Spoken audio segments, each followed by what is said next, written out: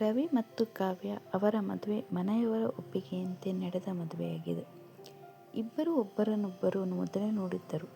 ಅದು ಪರಿಚಯಕ್ಕಿಂತ ಅಧಿಕವಾಗಿರಲಿಲ್ಲ. ಮದುವೆ ದಿನ ಎಲ್ಲವೂ ಸಂಭ್ರಮ, ನಗು, ಫೋಟೋಗಳು. ಆದರೆ ಹೃದಯದಲ್ಲಿ ಇಬ್ಬರಲ್ಲೊಬ್ಬರು ಸ್ವಲ್ಪ ಅಂಜಿಕೆ, ಸ್ವಲ್ಪ ದೂರ. ಮದುವೆ ನಂತರ ಮೊದಲ ದಿನ ರವಿ ಆಫೀಸ್ಗೆ ಹೊರಟಾಗ ಕಾವ್ಯ ಮೌನವಾಗಿ ಅಡುಗೆ ಮಾಡುತ್ತಿದ್ದಳು. ಇಬ್ಬರ ನಡುವೆ ಮಾತು ಕಡಿಮೆ. ಚಹಾ ಬೇಕಾ? ಹೌದು. ಊಟ ತಿನ್ನಿ? ಮಾತುಗಳು ಕೆಲಸದಷ್ಟೇ. ಪ್ರೀತಿ ಮಾತಾಗಿರಲಿಲ್ಲ, ಆದರೆ ಗೌರವ ಇತ್ತು. ಒಂದು ದಿನ ಕಾವ್ಯ ಜ್ವರದಿಂದ ಬಳಲುತ್ತಿದ್ದಳು. ಆದರೂ ಅಡುಗೆ ಮಾಡಲೆಂದು ಅಡುಗೆ ಮನೆಗೆ ಹೋದಳು. ರವಿ ಅದನ್ನು ನೋಡಿ ನಿಲ್ಲಿಸಿದ. ಇವತ್ತು ನಾನು ಹೊರಗಿನಿಂದ ಊಟ ತರುತ್ತೇನೆ, ನೀನು ವಿಶ್ರಾಂತಿ ತಗೋ ಎಂದನು. ಅದು ಚಿಕ್ಕ ಮಾತು, ಆದರೆ ಕಾವ್ಯದ ಮನಸ್ಸಿಗೆ ಅದೇ ದೊಡ್ಡ ಸ್ಪರ್ಶವಾಗಿತ್ತು.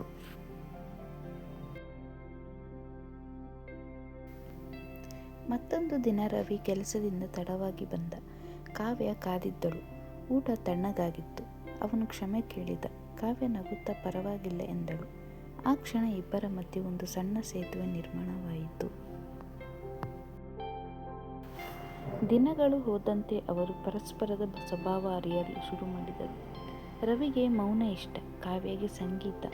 ರವಿ ಬೆಳಗ್ಗೆ ಚಹಾ ಕುಡಿಯುತ್ತಾನೆ, ಕಾವ್ಯಗೆ ಕಾಫಿ. ಈ ಭಿನ್ನತೆಗಳು ಜಗಳಕ್ಕಲ್ಲ, ನಗುವಿಗೆ ಕಾರಣವಾದವು. ಒಂದು ಭಾನುವಾರ ಅವರು ಮೊದಲ ಬಾರಿ ಹೊರಗೆ ಹೋದರು. ಕೆರೆಯ ಬಳಿ ಮೃದುವಾದ ಗಾಳಿ, ಹಕ್ಕಿಗಳ ಕೂಗು, ನೀರಿನ ಅಲೆಗಳು. ಇಬ್ಬರು ಮೌನವಾಗಿ ಕುಳಿತಿದ್ದರು. ಆ ಮೌನ ಅಸೌಕರ್ಯದಾಗಿರಲಿಲ್ಲ, ಅದು ಆರಾಮದ ಮೌನವಾಗಿತ್ತು. ಕಾವ್ಯ ನಿಧಾನವಾಗಿ ಹೇಳಿದಳು, ನಮ್ಮ ನಡುವೆ ಪ್ರೀತಿ ಇದೆ ಅನಿಸುತ್ತಾ? ರವಿ ಸ್ವಲ್ಪ ಯೋಚನೆ ಮಾಡಿ ಹೇಳಿದ, ಇದೆ. ಅದು ಶಬ್ದ ಮಾಡಲ್ಲ ಅಷ್ಟೇ. ಅವಳಿಗೆ ಅದು ಸಾಕಾಯಿತು.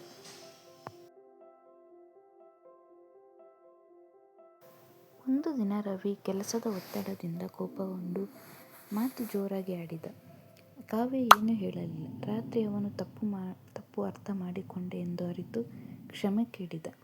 ಕಾವ್ಯ ಕಣ್ಣೀರಿನಿಂದ ನಗುತ್ತಾ ಹೇಳಿದಳು, ನೀವು ಕ್ಷಮೆ ಕೇಳಿದ್ದೇ ಸಾಕು. ಅದೊಂದು ತಿರುವು. ಅಲ್ಲಿ ಪ್ರೀತಿ ಮತ್ತಷ್ಟು ಆಳವಾಯಿತು. ವರ್ಷಗಳು ಹೋದವು. ಮನೆಯ ಗೋಡೆಯ ನಡುವೆ ಅವರು ತಮ್ಮದೇ ಭಾಷೆ ಕಂಡುಕೊಂಡರು. ಕಣ್ಣೋಟದಲ್ಲಿ ಮಾತು, ಮೌನದಲ್ಲಿ ಸಹಾಯ, ನಗುವಿನಲ್ಲಿ ಧೈರ್ಯ. ಮದುವೆಯ ನಂತರ ಪ್ರೀತಿ ಎಂದರೆ ಸಿನಿಮಾ ತರಹ ಅಲ್ಲ. ಅದು ದಿನದ ಚಹಾ, ರಾತ್ರಿ ಕ್ಷಮೆ, ಬೆಳಗಿನ ನಗು, ಕಷ್ಟದ ಹೊತ್ತಿನ ಕೈ ಹಿಡಿತ. ಅದೇ ನಿಜವಾದ ಪ್ರೀತಿ.